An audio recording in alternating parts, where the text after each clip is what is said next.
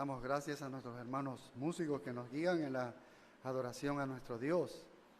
Y nosotros abrimos nuestras Biblias, Apocalipsis capítulo 12, y vamos a terminar ahora la guerra de los siglos, que es lo que hemos estado estudiando en este capítulo 12. Y vamos a leer los últimos versículos que nos faltan de este capítulo. Apocalipsis capítulo 12, versos del 13 al 17. Apocalipsis capítulo 12, versos del 13 al 17.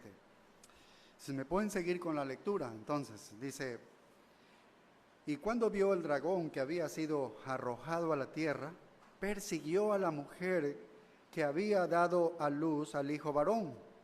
Y se le dieron a la mujer las dos alas de la gran águila para que volase delante de la serpiente al desierto, a su lugar, donde es sustentada por un tiempo y tiempos y la mitad de un tiempo.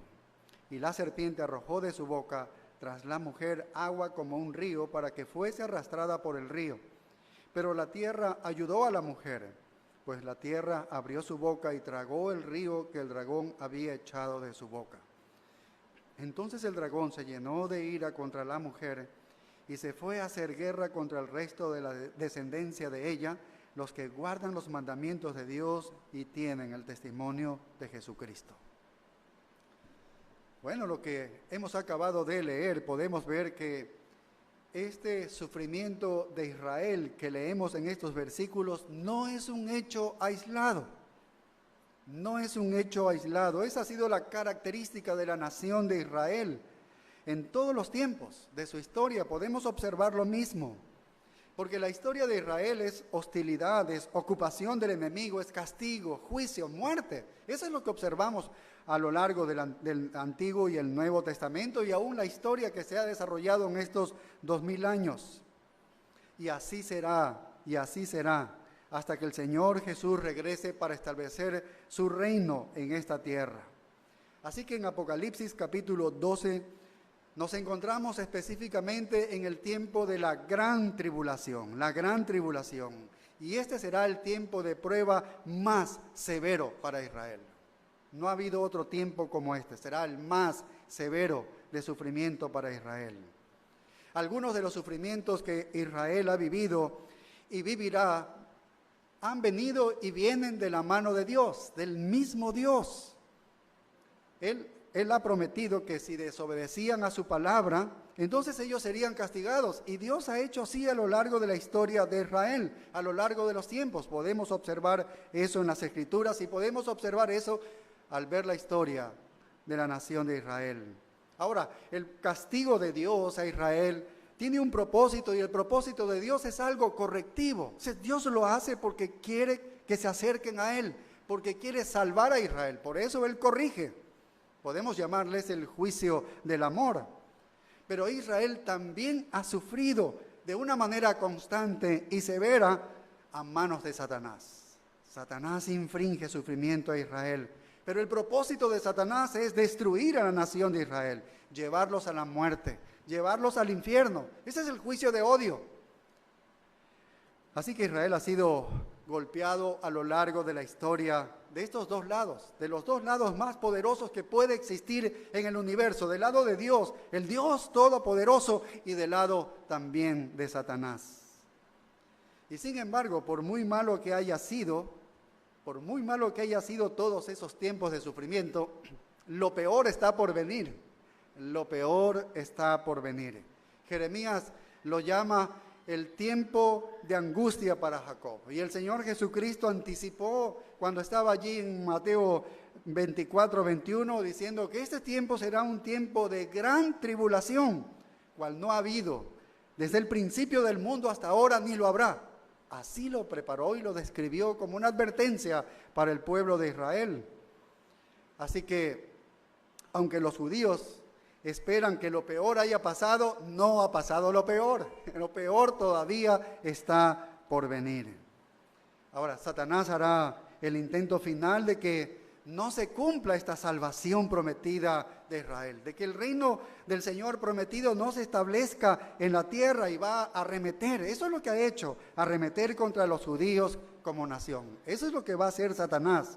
Irá detrás de los judíos creyentes que han venido a los pies de Jesucristo y de otros judíos que podrían venir a Cristo, mientras intenta detener el plan de Dios para Israel y el mundo a través de la nación de Israel. Así que Él hará todo lo que pueda tener a su alcance para detener a los 144,000 que están predicando el Evangelio, pero no van a poder detenerlos, no va a poder detenerlos. Hará todo lo que pueda con sus poderes demoníacos para frustrar a ese ángel que está volando y está predicando el Evangelio, pero no va a poder detenerlo, no tendrá éxito en esto. Hará todo lo que pueda para silenciar a aquellos 2 testigos de Apocalipsis 11 que ya los estudiamos, y no podrá hacerlo hasta que haya llegado el término de sus ministerios. Y cuando logre matarlos a ellos, a estos 2 testigos, se levantarán, resucitarán de entre los muertos a los 3 días. Intentarán masacrar al por mayor a la nación de Israel desde ese momento. Y tampoco tendrá éxito. Y el peor sueño de Satanás se va a hacer realidad. ¿Cuál es el sueño de Satanás? El sueño de Satanás es que Israel no reciba la promesa que Dios le ha hecho, de darle un reino y de que le salve. Y ese sueño de Satanás, entonces, no se va a hacer realidad. Porque la nación judía, dice Zacarías, mirará a aquel a quien han traspasado y llorarán por él como hijo único. Y entonces vendrá la fuente de bendición y limpieza y se abrirá para los israelitas y serán salvados y el reino del Señor vendrá. Eso se va a cumplir. Eso que Satanás no quiere, ese día se va a cumplir. Ahora, Dios ha permitido que Satanás sea efectivo en su persecución y mate a muchos judíos, incluso a muchos creyentes a través de las edades.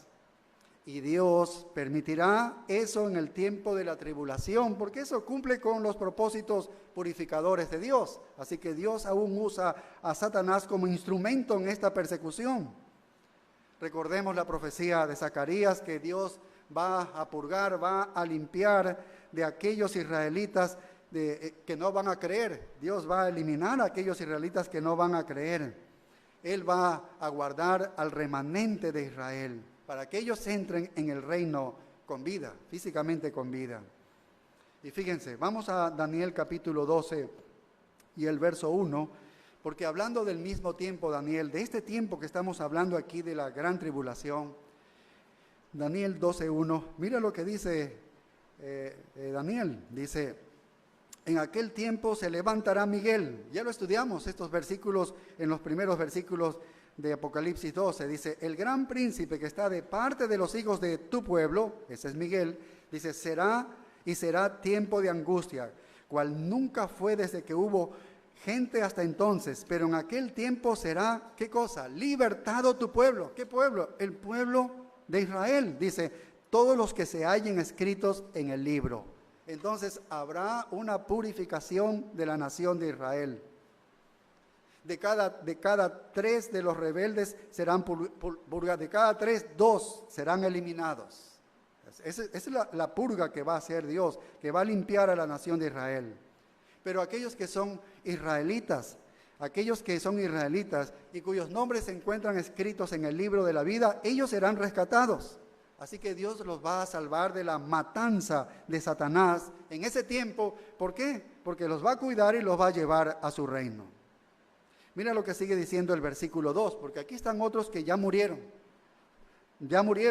Algunos murieron en Cristo, otros no. Pero dice así el verso 2, dice, y muchos de los que duermen en el polvo de la tierra, está hablando del tiempo de la tribulación, serán despertados, unos para vida eterna, porque han muerto recibiendo a Cristo, y otros para vergüenza y confusión perpetua. Ahora mira lo que sigue diciendo en el versículo 7, Daniel 12:7, porque está hablando de los asuntos ahora relacionados con lo que va a venir, que es el reino. Está hablando futuristamente, ya está hablando aquí del reino. Mira, y dijo uno al varón vestido de lino, que estaba sobre las aguas del río, dice, ¿cuándo será el fin de estas maravillas? Y verso 7 dice, y oí al varón vestido de lino, que estaba sobre las aguas del río, el cual alzó su diestra y su siniestra al cielo y juró por el que vive por los siglos, que será por tiempos y la mitad de un tiempo. ¿Te das cuenta que es el mismo tiempo asignado de 3 años y medio que acabamos de leer aquí en Apocalipsis capítulo 12? Y tan pronto como terminen de destrozar el poder del pueblo santo, todos estos eventos se van a completar. Todos se van a completar. Así que va a haber una destrucción del poder del pueblo santo. Y eso abarca también a otros creyentes, a otras personas creyentes que son hijos de Abraham por la fe, no necesariamente judíos. Y tan pronto como se realice esta matanza, durante un tiempo y tiempos y la mitad de un tiempo, esto quiere decir 3 años y medio, entonces se va a completar los demás acontecimientos y va a llegar el reino. Ahora mire lo que dice el verso 10, Daniel 12:10 dice, muchos serán limpios y emblanquecidos y purificados. Los impíos procederán impíamente y ninguno de los impíos entenderá, pero los entendidos comprenderán. Y desde el tiempo que sea quitado el continuo sacrificio hasta la abominación desoladora, hasta 1290 días. Lo que esto nos dice es que viene una terrible purga, limpieza desde el punto de vista de Dios, un refinamiento, una purificación de su pueblo. Los puros serán protegidos, los puros serán protegidos. Y los malvados, los que actúan con maldad serán juzgados. Y todo va a comenzar ¿cuándo? En la abominación desoladora, que este es cuando, en el punto medio de la tribulación, eso lo dice el Señor Jesucristo, que lo profetiza Daniel, y va a continuar los 3 años y medio contra el ataque al pueblo santo. Y todo el tiempo que Dios permite que esa purga sea hecha por Satanás, al mismo tiempo Él protegerá a los elegidos de Israel. Al tiempo que Satanás persigue a la nación de Israel, al pueblo de Israel, protege Dios también a esta nación de Israel, e incluso va a levantar a esos mártires que han sido asesinados, que están entre los elegidos para disfrutar de esa vida eterna que se les ha dado. Así que Daniel miró y esencialmente el mismo escenario que Juan está viendo aquí en Apocalipsis 12. También observó el futuro y vio lo mismo que estamos aquí estudiando en Apocalipsis 12. Regresando a nuestro texto de Apocalipsis 12, observamos algo interesante. Satanás va tras Israel. Los versículos que hemos leído, del 13 al 17, vemos que Satanás va tras Israel. Será arrojado del cielo, echado a la tierra, y probablemente comienza el principio del tiempo de la tribulación. Puede ser allí que sea echado. Y aunque la hostilidad total no comienza sino hasta la mitad, en la mitad, Satanás comienza a establecer la base de su poder a través del anticristo. Por eso pensamos que él viene aquí a la tierra desde el comienzo. Es echado desde el comienzo de la tribulación. Él va a firmar un pacto de 7 años con Israel, o con un engaño, eso dice Daniel 9. Y él comienza entonces a moverse en el lugar de autoridad política que le va a dar la posición para hacer lo que él va a hacer en el punto medio, allí en la abominación desoladora, y luego va a tomar el poder en toda la tierra. Así que el objetivo de Satanás es destruir a Israel y que el reino no se establezca aquí en la tierra. Él quiere detener que Jesucristo establezca su reino aquí en la tierra, pero él no va a tener éxito. No va a tener éxito porque Dios va a proteger a su pueblo, Dios va a proteger a sus elegidos. Ahora, este texto que hemos leído aquí es el ataque de Satanás a Israel, y vemos que es en el tiempo de la tribulación. Y ya lo hemos visto esto de cómo va a suceder la tribulación desde el ángulo de Dios, desde Apocalipsis del 6 al 11. Hemos estudiado los sellos, las trompetas y todo esto desde el ángulo de Dios, cómo se va a desarrollar.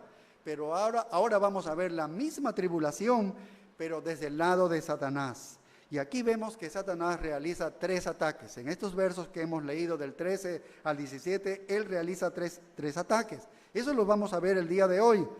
Y observemos el versículo 13. Este es el primer ataque. Comienza así diciendo el versículo 13. Dice, y cuando vio el dragón que había sido arrojado a la tierra. Ya lo estudiamos en los versículos iniciales de este capítulo. Dice, y cuando vio el dragón que había sido arrojado a la tierra. Ya sabemos que el dragón y sus ángeles, ellos iniciaron una guerra y Miguel y sus ángeles tuvieron que resistirle a ellos. Pero el dragón y sus demonios no fueron lo suficientemente fuertes, perdieron esa batalla, perdieron esa guerra, porque ya no había lugar para ellos en el cielo. Y ese gran dragón fue arrojado y también con ellos sus ángeles. Fueron arrojados junto con el dragón, fueron expulsados. ¿A dónde? Del cielo a la tierra. Y él ya no va a ser más el príncipe del aire como se le llama al día de hoy. Y tiene un periodo de 7 años aquí, ¿no? Y en el punto medio viene la plena furia de él, la plena furia de él en los 3 años y medio. Y en este periodo de 7 años se va a desencadenar una tragedia final. Y esto implica entonces que él debe levantar un líder mundial. ¿Para qué? Para que él pueda conseguir ejércitos humanos. Él tiene planes, las fuerzas humanas que necesita para hacer la matanza que él quiere hacer. Entonces él entra con un pacto con Israel al comienzo de esos 7 años. Y por eso pensamos que Satanás baja justo al principio, para que él pueda moverse con este plan estratégico, con este engaño, ¿no? Baja al principio, se puede mover, y la vida de este líder, que es el anticristo, puede hacer lo que Satanás quiere hacer. Como dice Daniel 9, prepara todo para el holocausto más significativo que va a estar desde la mitad. Sin embargo, la persecución empezará antes del punto medio. Estudiamos en Apocalipsis 6, del 9 al 11, en la apertura de los sellos, y antes de que hayamos llegado al punto medio, ya hay almas, hay mártires, ya han sido matadas. Los que han guardado la palabra, eso lo estudiamos ya, y los que han guardado el testimonio, y están bajo el altar y están orando a Dios, son gente que ha comenzado a morir en ese tiempo, antes del tiempo de la mitad, ¿no? Satanás entonces ya ha hecho guerra. Los que guardan los mandamientos de Dios y los que sostienen el testimonio de Jesús, a ellos les hace guerra. Y en el punto medio, es cuando se centra en Israel. Hasta ese punto hay un tratado entre el anticristo e Israel, pero ese tratado es roto allí en la mitad, y es cuando empieza la persecución terrible contra toda intensidad contra Israel y contra todos los cristianos. Ahora, el primer atraque que hace este dragón después de ser arrojado en el cielo es este. Mira lo que sigue diciendo el verso 13. Persiguió a la mujer que había dado a luz al hijo varón. Ya estudiamos esto. La mujer es Israel. El hijo varón es Cristo. Él es el Mesías.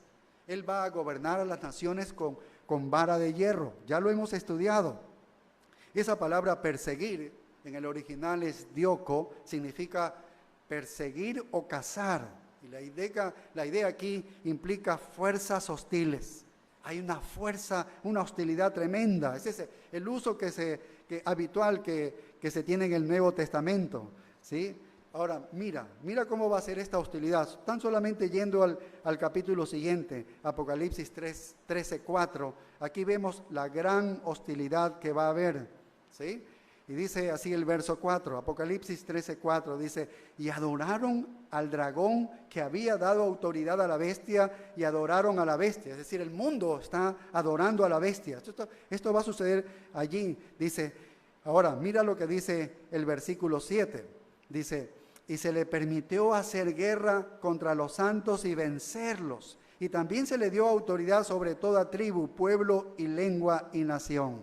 Así que él va tras Israel y los va a perseguir hasta la muerte. Dios le ha dado autoridad para llegar hasta ese punto. Es Dios quien maneja todos los hilos, todas las cosas.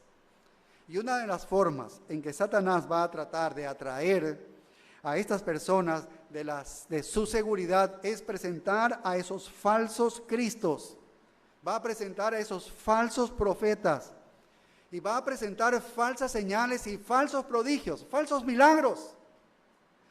Ya hoy en día vemos tantos falsos milagros, pero allí será aún mayor, porque él va a tratar de atraer a esta gente creyendo que el Mesías ya ha llegado.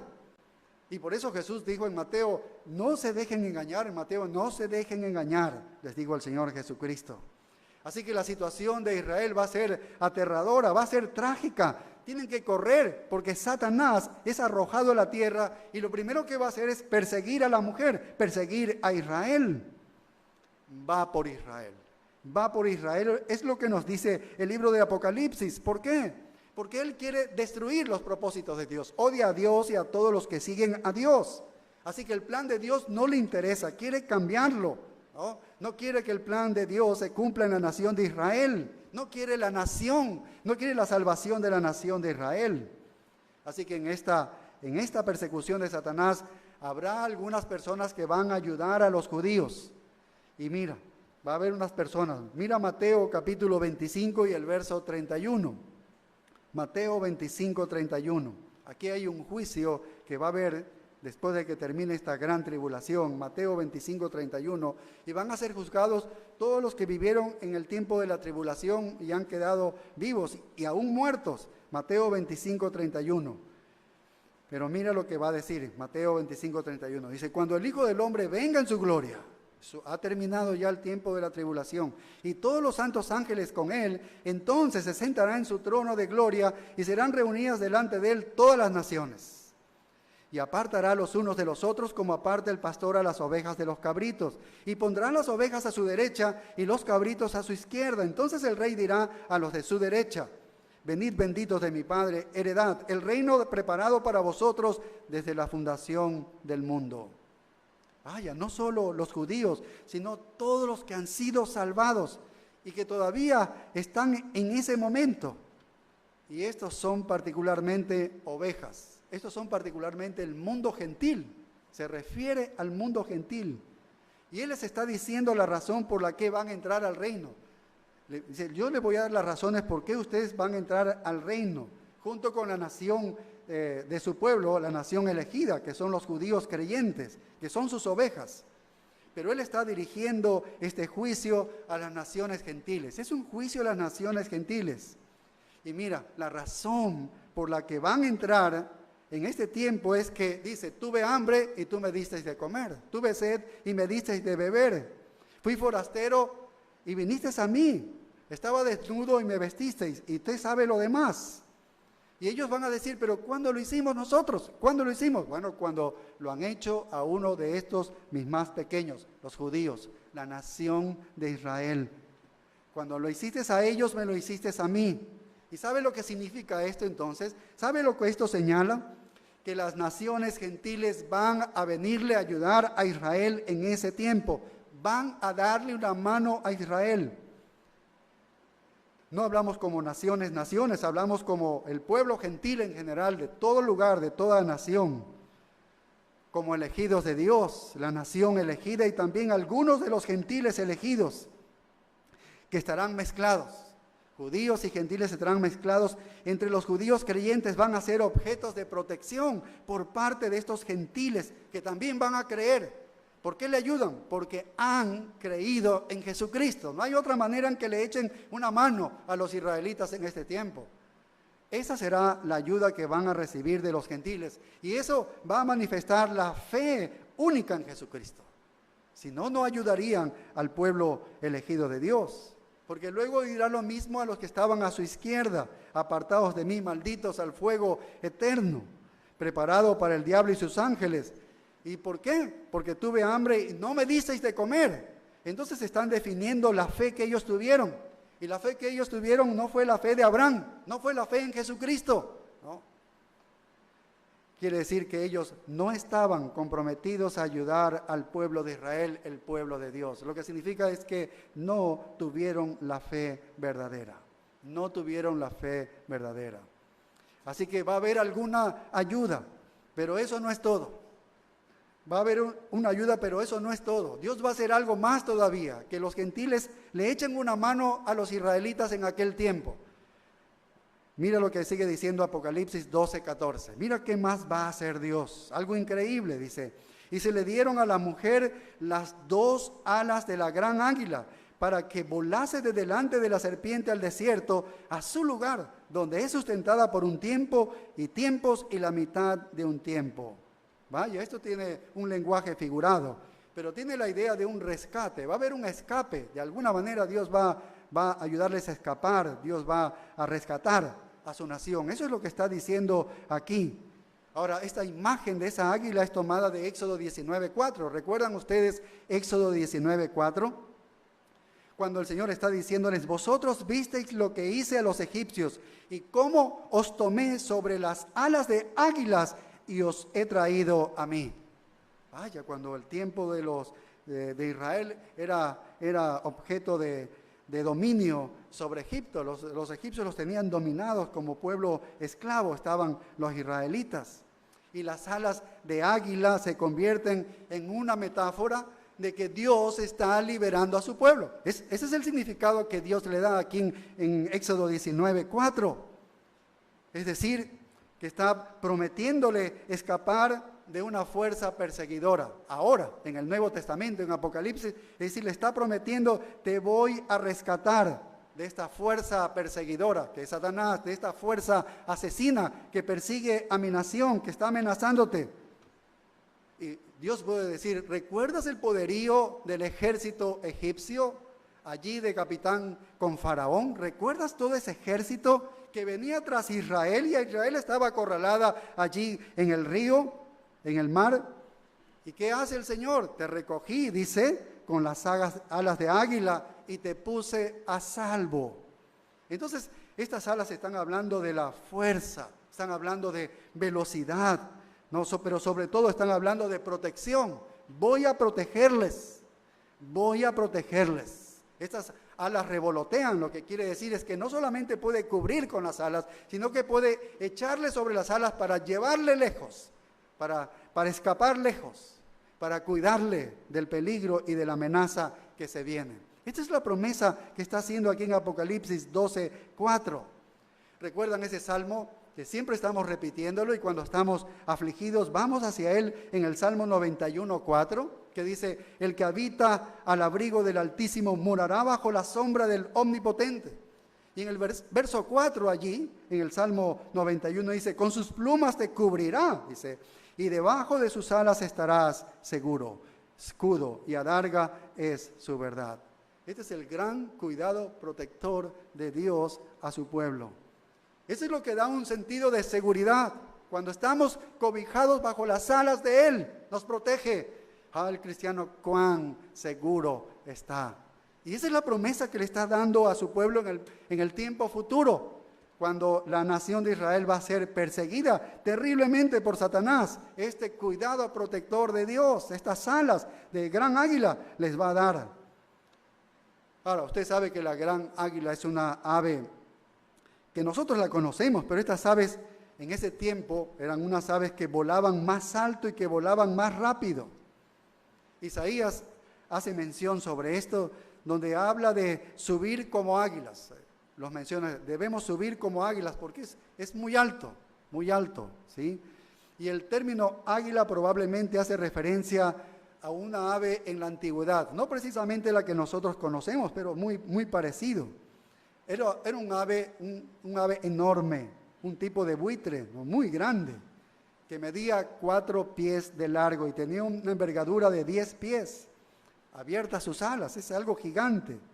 Esa era la gran imagen que tenían de un águila. O sea que el judío cuando decía, te voy a rescatar como con las alas de águila, para ellos era un animal inmenso que les iba a venir a liberar.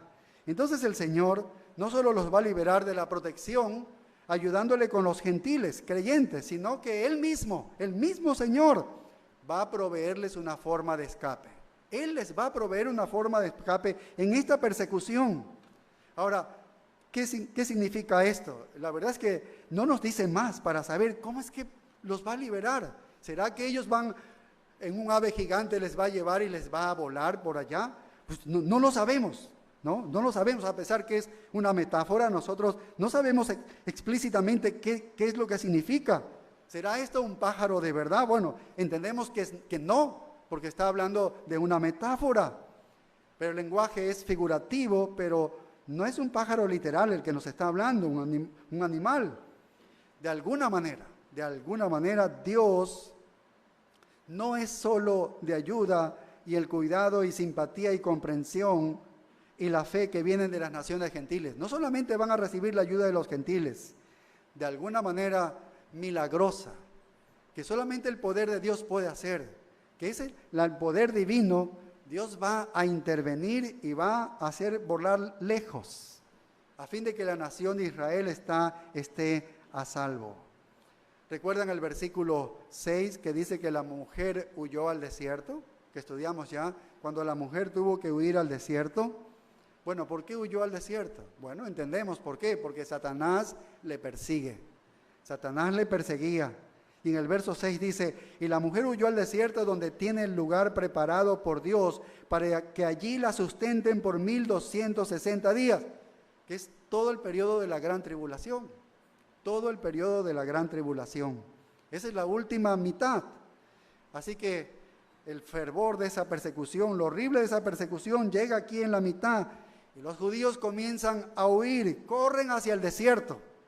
Son ayudados durante este periodo por 3 años y medio por gentiles creyentes que vienen a la fe, pero Dios mismo también viene a su rescate, en esta manera singular que lo está presentando la visión de Juan.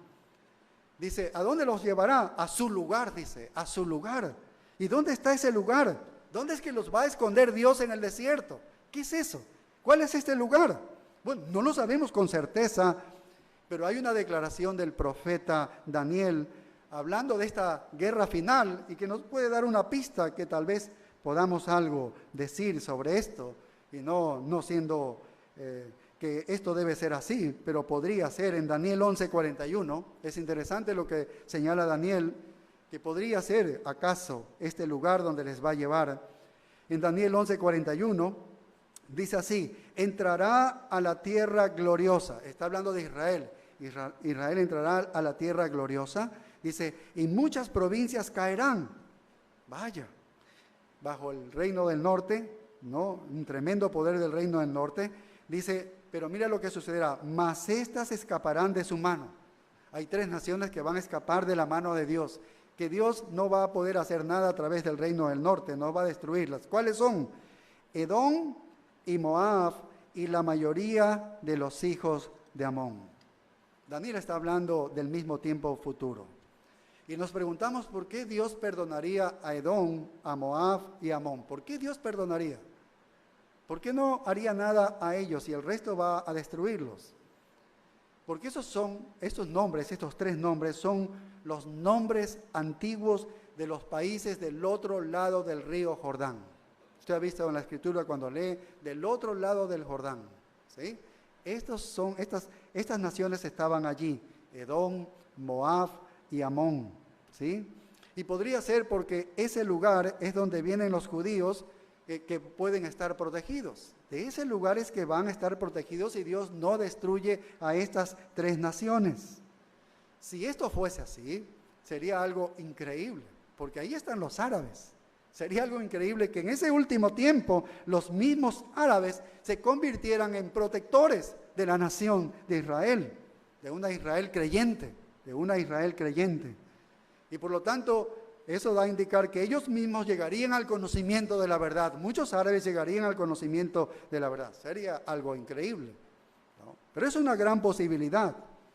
Regresemos aquí a Apocalipsis capítulo 12. Apocalipsis capítulo 12. No estamos seguros, no es algo dogmático dónde es ese lugar, pero podría ser un lugar así. Algunos piensan, como hemos dicho en otras ocasiones, que es una ciudad que se llama Petra, que está construida dentro de las rocas y que la entrada es apenas una pequeña gruta que se abre y entra una persona a la vez para entrar a esa ciudad. Algunos dicen que ya están llevando Biblias y poniéndolas ahí en ese lugar porque están pensando el día de hoy que ese lugar será el lugar donde Dios llevará a Israel para protegerles. Entonces están llevando Biblias porque saben que lo van a necesitar en este tiempo futuro. Bueno, podría ser eso también, ¿no? Ahora, ¿sabrá Satanás dónde se esconde? Sea en Petra o sea en estas 3 naciones o en algún otro lugar del desierto. ¿Sabrá Satanás que allí está escondido? Claro que sabemos que Satanás se va a enterar. No es algo que se puede esconder toda una nación creyente, ¿no? Lo va a saber, ¿no? Pero lo increíble es que Satanás no podrá hacerles nada, nada, nada, nada. Satanás a través del agente humano verá a través de los satélites y dirá, aquí está escondida esta nación de Israel. Lo sabrá, pero no puede hacer nada con la nación de Israel. No puede tocarla. ¿Por qué? Porque van a ser protegidos por Dios. Esto es lo que está señalando como una promesa. Dice que van a ir al desierto. Generalmente se refiere a la tierra del este de Jerusalén también. Entonces, ahora mire el versículo 14. ¿Qué va a pasar cuando le den las dos alas? ¿Qué va a pasar? Dice, para que volase de delante de la serpiente al desierto, a su lugar donde es sustentada. Esto significa sustentada, significa que va a ser alimentada. Israel va a ser alimentada. Israel va a ser alimentada. Esto es algo increíble, porque ¿cómo podemos imaginarnos de que Dios va a alimentar a esta nación creyente de judíos? ¿Sí? Este es un remanente de los judíos creyentes, aquellos que han venido a Cristo y tal vez aún aquellos que no lo han hecho, pero van a venir, porque Dios va a salvar al remanente de toda Israel. Y Dios va a proteger a los que son suyos, los va a proteger. Y en comparación con Daniel, Él va a proteger a los elegidos. Él puede proteger al menos una parte de los elegidos antes de que ellos hayan llegado a ser creyentes, porque Dios es soberano y Él lo sabe. Parte de esa llegada a la fe puede estar ocurriendo en este lugar del desierto. Pero ellos vendrán al conocimiento de su Señor, el Mesías, ¿no? A través de todo este periodo de 7 años, bajo la influencia de todos aquellos que han estado predicando. Así que el Señor los lleva allá, al desierto, afuera. ¿Y ellos por qué los lleva afuera? Porque ellos van a ser cortados de este sistema mundial. Este sistema mundial los va a zanjar a ellos, porque no van a poder sobrevivir, no van a poder comer. Recordemos en Apocalipsis 13:17, que ya estudiaremos más adelante, dice, y que ninguno pudiese comprar ni vender, sino el que tuviese la marca o el nombre de la bestia o el número de su nombre. Ellos no lo van a tener, porque ellos son salvos, han recibido a Jesucristo, no pueden dejarse marcar. Entonces han sido cortados del sistema mundial. No tienen cómo sostenerse, no tienen cómo vivir. Dios los va a proteger. ¿Qué va a pasar? ¿Qué va a hacer? Bueno, ha caído maná del cielo en el tiempo de que estaban en el desierto, saliendo victoriosos de la esclavitud de Egipto. Entonces, ¿quién sabe lo que Dios va a hacer con ellos? Nosotros no lo sabemos explícitamente. Ha habido también juicios milagrosos. ¿Por qué no provisión milagrosa puede haber también en ese tiempo? ¿Cuánto va a durar esto? Mira el verso 14. Por un tiempo y tiempos y la mitad de un tiempo. Los 3 años y medio. 3 años y medio. 3 años y medio que Satanás sabrá dónde está Israel, pero no va a poder llegar allí. No va a poder llegar allí. Ahora, mire el verso 14. Volase delante de la serpiente al desierto. Va a volar delante de la serpiente al desierto. Cuando el Señor los perdona de la presencia de la serpiente. Satanás no puede llegar a ellos, están fuera. No puede hacer nada la serpiente, los ve solamente ser salvos, los ve protegidos y no puede hacer absolutamente nada. Dios los está alimentando durante 3 años y medio y ahí está protegiéndolos Dios. Así que va a ser un tiempo de gran bendición esa. Este es el primer ataque. Ahora veamos, nos lleva al segundo ataque aquí en el versículo 15. Vemos que Satanás está frustrado en ese intento inicial contra Israel y no puede llegar a esa gran multitud de elegidos que están escondidos en un lugar y que Dios los tiene protegidos. Y va a dar toda táctica de guerras, pero no tiene efecto, no los puede alcanzar. Y mira lo que dice el verso 15. Y la serpiente arrojó de su boca tras la mujer agua como un río. Esta táctica va a usar. Arrojó de su boca tras la mujer agua como un río. Esta es como la imagen de una serpiente, ¿no? Como un monstruo que está en el agua vertiendo agua de su boca. Sale agua como un río de su boca. Esta imagen no es rara en el Antiguo Testamento. Jeremías nos habla de esto, que Egipto se levanta como el Nilo, dice. Egipto, hablando de la fuerza guerrera de un ejército, Egipto se levanta como el Nilo, impetuoso, gigante, pero hablando de la fuerza de un ejército, del poder de un ejército. El Nilo se levantaría exactamente como un río desbordado. Eso es lo que está diciendo. Entonces aquí el juicio ha llegado, el desastre ha llegado como una inundación, es el ataque de Satanás. Esa es la imagen de este lenguaje. Y esto podría referirse a algún tipo de ejército.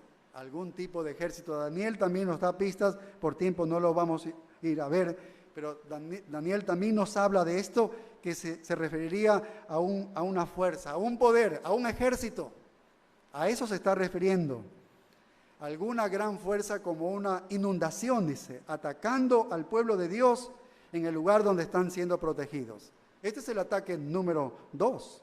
Mira lo que sigue diciendo el verso 15, dice, agua como un río para que fuese arrastrada por el río. Literalmente está queriendo que sea ahogada. Si hablamos de un ejército es que sea destruida totalmente. Eso es lo que quiere, destruir a la nación de Israel, ¿no? Quiere que sea consumida, quiere que sea destruida, porque ese es el objetivo de Satanás. Ahora, esa misma imagen la vemos en el Salmo 124, 1:5, que por tiempo tal vez no lo vamos a ver, pero ahí dice claramente, nos habla claramente de que de eso se trata, ¿no? Esa inundación no es otra cosa que el ataque de un gran enemigo, de un feroz enemigo, que con un ejército viene a destruir. Entonces es la misma figura que estamos viendo acá, ver la fuerza de un enemigo como una especie de inundación que se ahoga al que es objeto del ataque de esta fuerza. Así que la fuerza y el poder están asociados con el movimiento de este tipo de aguas. Ahora, nos dice que el dragón está frustrado, el diablo va a reunir una fuerza de hombres y demonios para venir tras el pueblo de Dios. Pero mira lo que sucede, verso 16, pero la tierra ayudó a la mujer, pues la tierra abrió su boca y tragó el río que el dragón había echado de su boca. Vaya, parece que este es el fin del ejército, esa fuerza poderosa que le estaba atacando. El fin de esta hueste espiritual de maldad, porque no solamente los demonios van a atacar, sino un ejército humano. Esto se parece mucho a Éxodo 15. ¿Recuerdan qué pasó con el ejército de Faraón? ¿Qué pasó? Cuando trató de pasar también, ya había pasado el pueblo judío, las aguas se abrieron. Cuando pasó el ejército de Faraón, de los egipcios, murieron anegados en agua. No, se cerraron las aguas y murieron ellos. Esta es la idea de que Dios va a tener victoria sobre ellos. Ahora, creo que lo más parecido a lo que estamos leyendo aquí se parece a Números 16, ¿no? Se trata ¿se acuerdan de estos 3 líderes, Coré, Datán y Abirán, que se habían comportado mal contra Moisés, Aarón, contra los que dirigían el pueblo de Israel? Y Moisés dijo en algunos versículos que no se va a pasar eso así nomás. Y esta es una descripción muy parecida, ¿no? Porque la tierra se abrió y se tragó a todos esos líderes con sus familias y fueron anegados. La tierra se abrió y los tragó y se acabaron ellos, ¿no? Bueno, sería algo parecido en este tiempo, porque sabemos que en este tiempo van a ocurrir muchos terremotos y la tierra se va a abrir. Es muy posible que esto esté ocurriendo. Hemos estudiado en Apocalipsis 6:12 que va a haber un tremendo terremoto, en el 6º sello, un tremendo terremoto. Y otros más que vemos más adelante.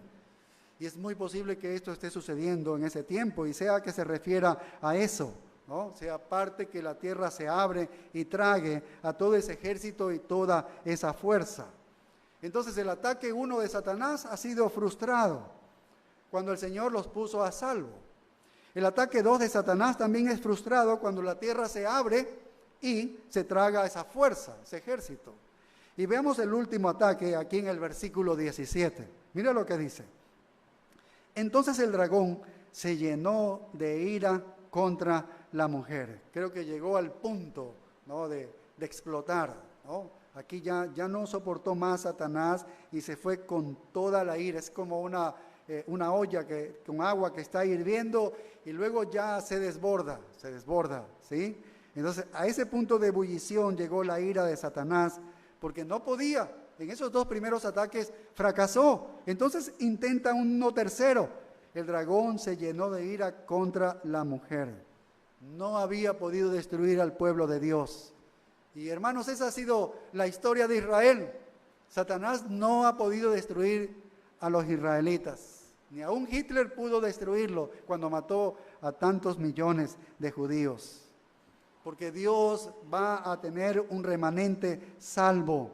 Dios va a liberar, ¿no? Y va a entrar vivos al reino, ese pueblo que Dios va a mantenerlo y va a cuidarlo.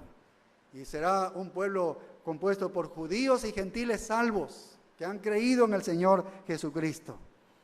Pero cuando no puede atrapar Satanás aquí a la mujer, que es Israel, no puede atrapar a este grupo de israelitas que están allí, y cualquier otro gentil que también está mezclado, que es creyente, ¿no? Entonces, ¿qué va a hacer? Mira lo que hace en el verso 17. Dice, y se fue a hacer guerra contra el resto de la descendencia de ella, los que guardan los mandamientos de Dios y tienen el testimonio de Jesucristo. ¿Quiénes son estos? ¿Quiénes son estos? El resto, dice, de los que guardan los mandamientos de Dios y tienen el testimonio de Jesucristo. ¿Quiénes son estos? Algunos dicen son los 144,000 que están segregados todavía predicando el Evangelio. Y puede ser que estén allí incluidos en esto. Algunos han sugerido que puede tratarse de los creyentes gentiles que son por la fe los hijos de Israel. Y también serían incluidos allí. En realidad son todos los hijos de Abraham por la fe. Están ahí los 144,000, ¿sí? Los 144,000 segregados por toda la tierra predicando el Evangelio, ¿no? Cada seguidor de Jesucristo, cada seguidor del Cordero, ¿no?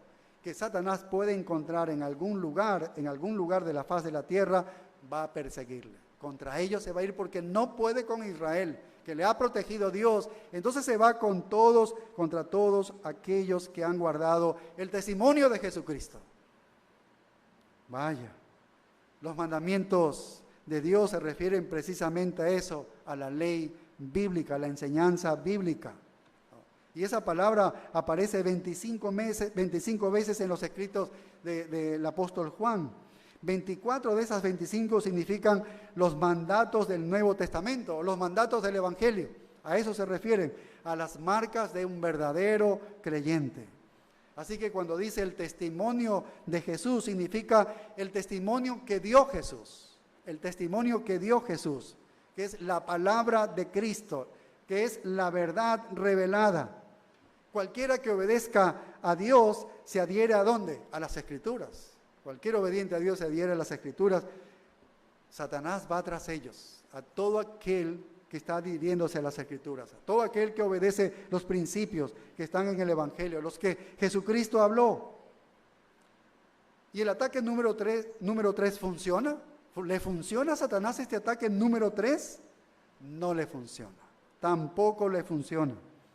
Ya lo vimos en la 7ª trompeta, recuerdan en Apocalipsis 11:15, que dice que Cristo reinará, establecerá su reino aquí y los creyentes serán victoriosos.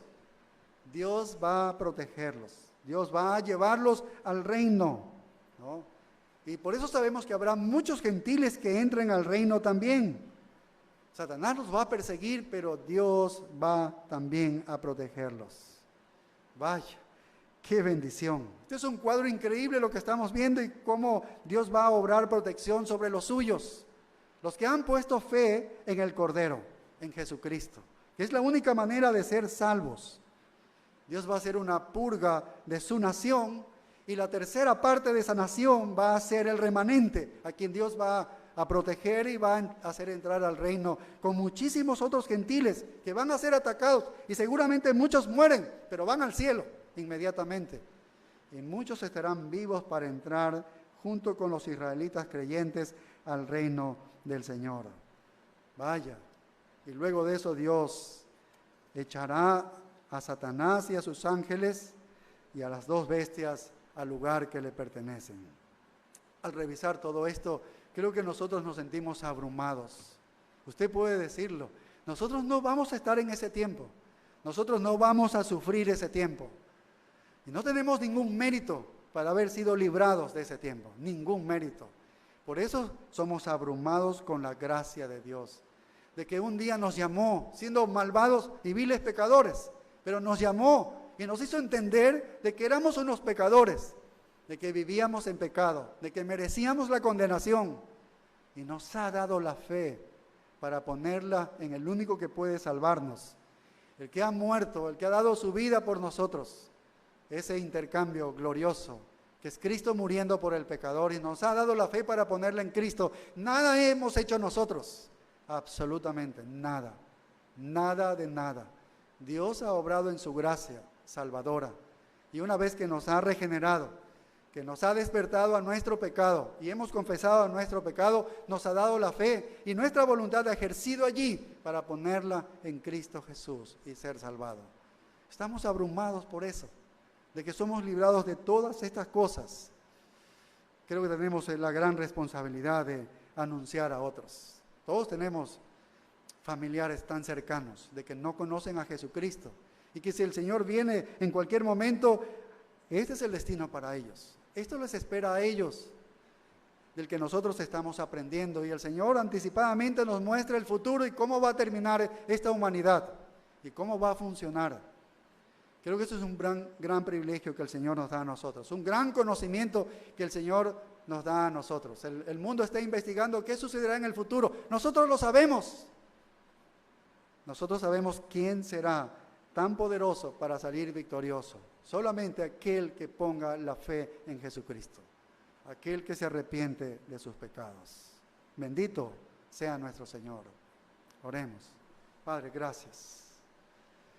Gracias, Padre. Obra en la vida de aquellos que no te conocen, Señor. Trae salvación, trae convicción de pecado con tu Espíritu Santo. Trae salvación en ellos, Señor. Que no salgan de este lugar, que no hayan sido convencidos por tu Espíritu Santo y traídos a convicción de pecado, Señor. Obra. Dales la fe para ser salvos en Jesucristo. Y a nosotros anima nuestros corazones a ser individualmente, ser cristianos piadosos, Señor, con un deseo de una vida santificada, una iglesia que dé testimonio de ti, gozosa, Señor, que pueda exaltar de verdad en nuestros corazones a ti, Señor, de la profundidad de nuestros corazones, con toda sinceridad, que la hipocresía salga de nosotros de una manera completa. Ayúdanos, Señor, a tener esta realidad en nuestros corazones.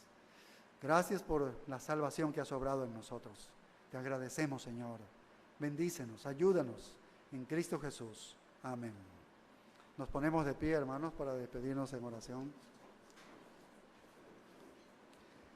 Gracias, Señor, por este tiempo que hemos disfrutado en tu presencia, junto con esta comunión de los hermanos. Bendícenos en este tiempo que tenemos para compartir unos a otros, Señor, y ministrarnos unos a otros. Gracias, y llévanos a nuestros hogares con tus más ricas bendiciones.